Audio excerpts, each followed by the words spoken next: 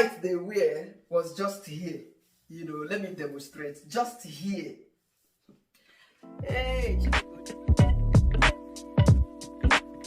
All right, everyone.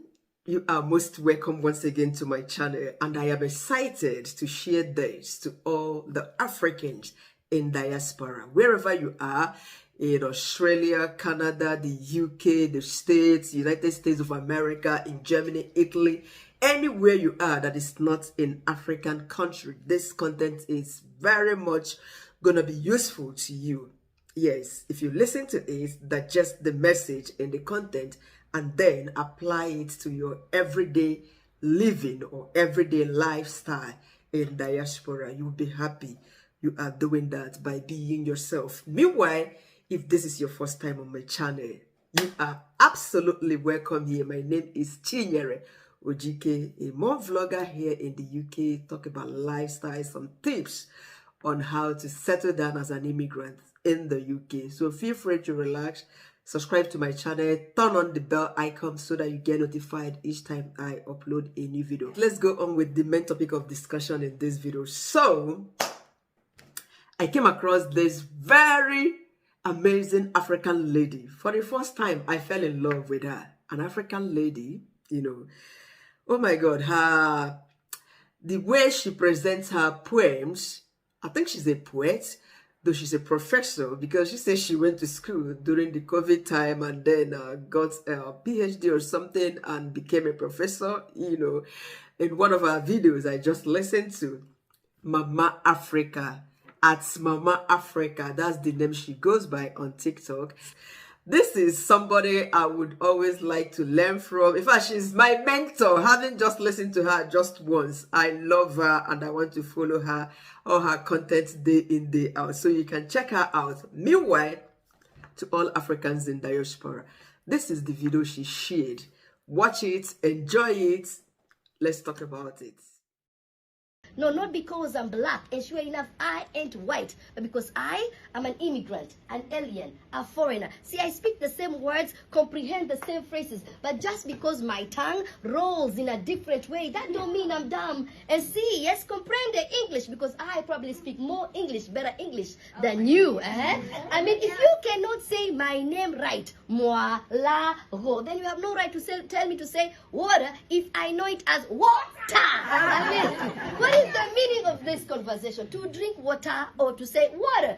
So, honey child, please, if you have not walked in my shoes, you have no say in my world. And don't you dare command me to walk in your shoes, because I love the smell of my feet, the feel of my shoes, and the history of my life. I mean, have you ever seen a monkey before? Do you know how it does, how it jumps? Have you ever been cramped up in a loaded bus with different people talking their own language and yet their faces looking so similar? Have you been able to dance to the rhythm of the drums and the music of the ululation?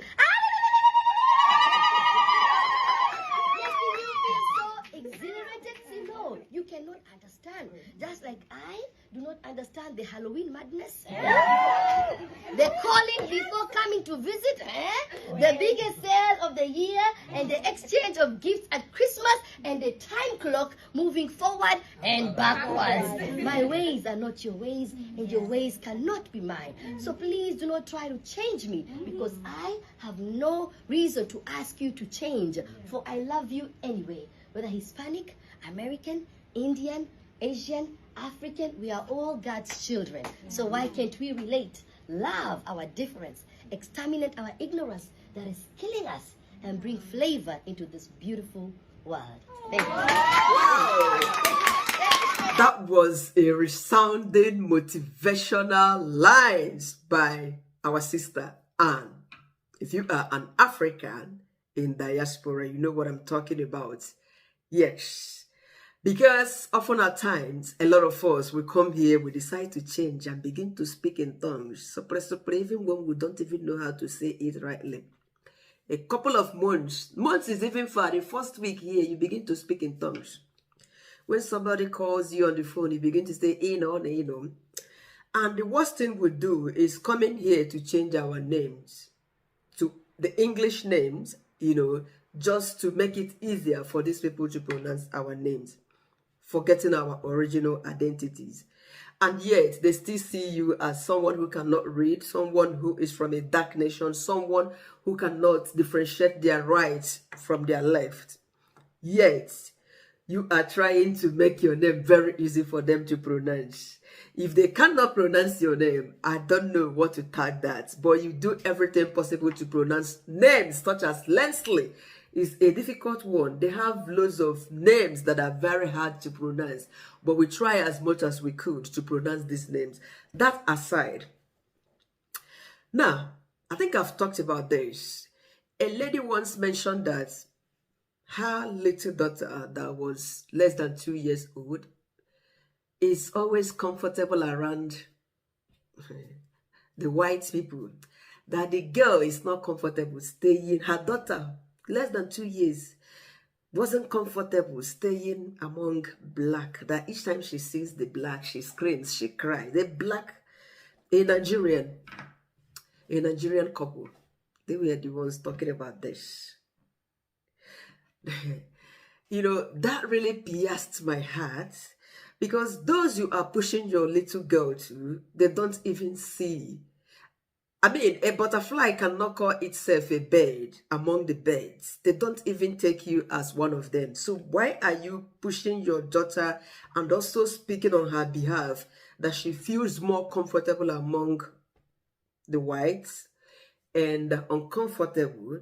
That means if your daughter feels uncomfortable among other blacks because they are something, I don't know what you call them, that means you are also that thing you think that the blacks are. Possibly you think that we are witches, our faces are scary, isn't it? Therefore, you too, your face is also scary.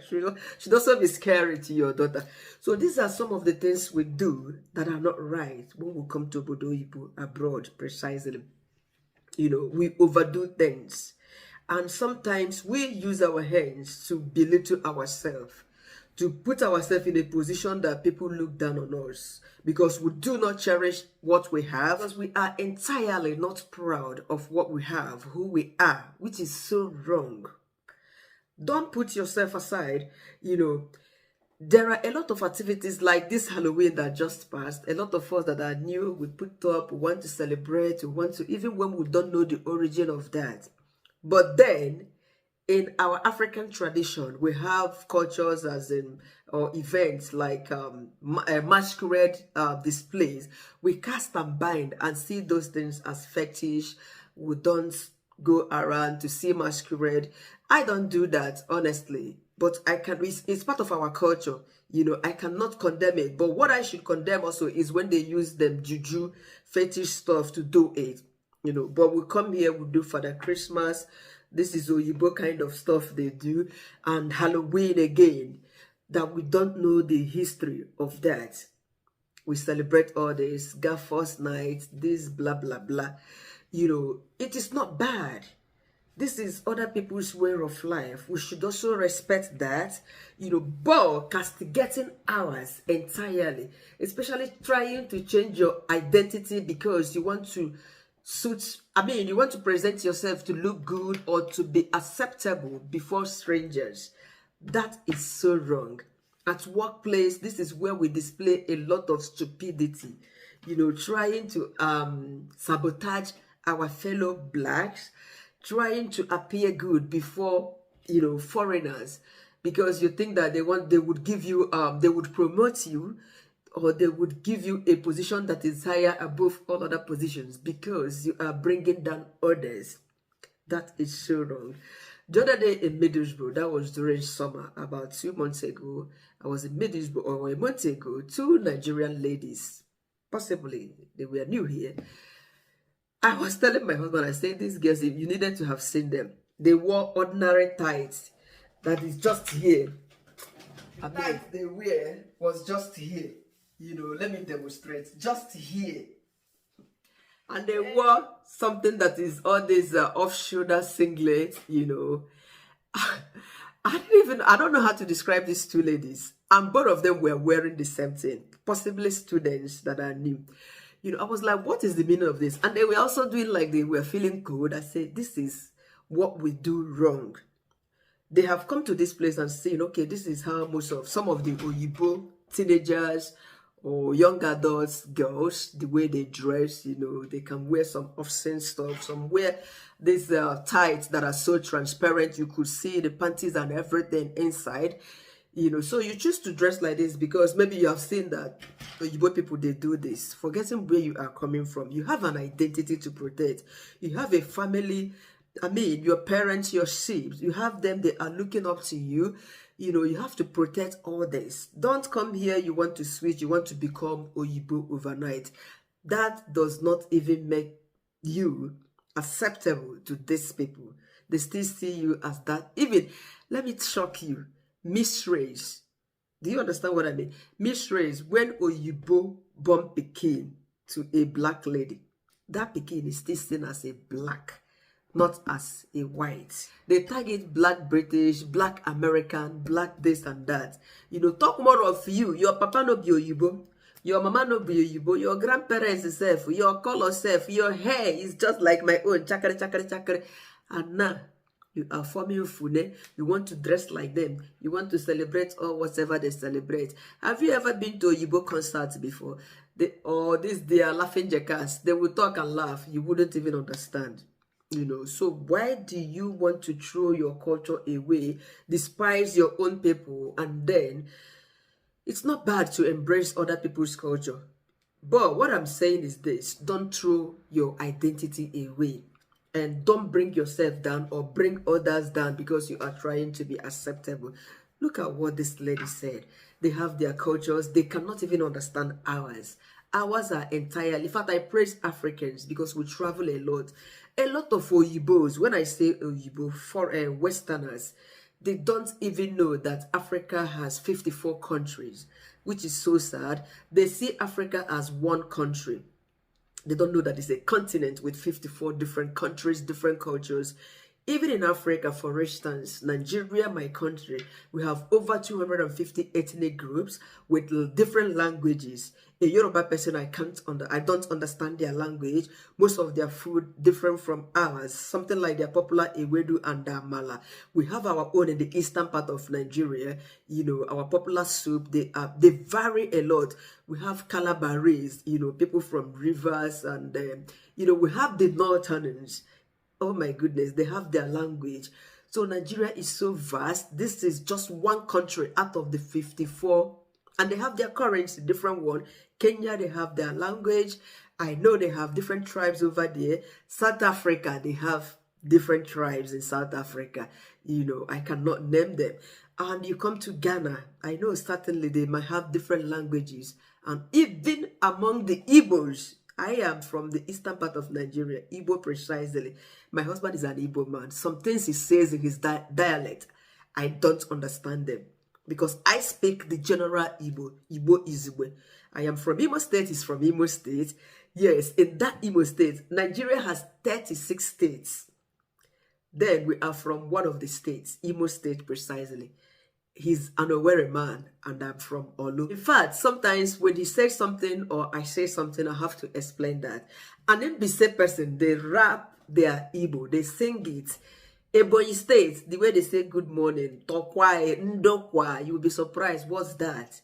You know, you need an interpreter to interpret. People from Nsukka, you know, Anambra is a bit clear. This is just the eastern part of Nigeria. So this is how it is. We should not throw away our culture. We all have accent. You know, lately, I'm beginning to realize that people from Edo State, especially when I go on Pastor Jerry Eze, and some of them I'm following here on YouTube, I've come to realize that people from Edo, they have this thick accent that is peculiar to them when they talk, as if they rush words, you know, a bit faster. I mean, they have this fast tone when they talk. I mean, quite a unique people. You know, God is wonderful. When you think about all this, the way we talk, the way we behave, our culture, this place, the food and everything, the variety, you begin to appreciate the creation of God in man, the diversity in nature. You know, how God created each and every human being. And here in the Western country, they all have their culture. So don't just incorporate theirs and you throw yours away. When you see your brother, your sister, a fellow black, you begin to form food that you cannot even speak. Wrong English. Unfortunately, those native English speakers, they can't even speak the correct English when it comes to writing English or written English. Some of them write something that is something that you might be reading it and be crying, what is this? And when they speak, it's the same. So let's embrace our culture. Let's embrace ourselves. Do not throw your identity away and learn to love, learn to help one another, learn to be your brother's keeper at work and elsewhere, especially here in diaspora where we found ourselves, because we cannot be despised. My last video was probably about one of my recent videos about racism. If a stranger or a native here discriminates against me, I mean, it is understandable than having somebody who is of the same color with me discriminating against me. So we should learn to be united and love one another. Thank you for watching this video. Follow Mama Africa at Mama Africa. Yes, you would honestly be inspired. Thank you so much and see you again. Subscribe to my channel, like this video, and keep coming for more. Bye for now.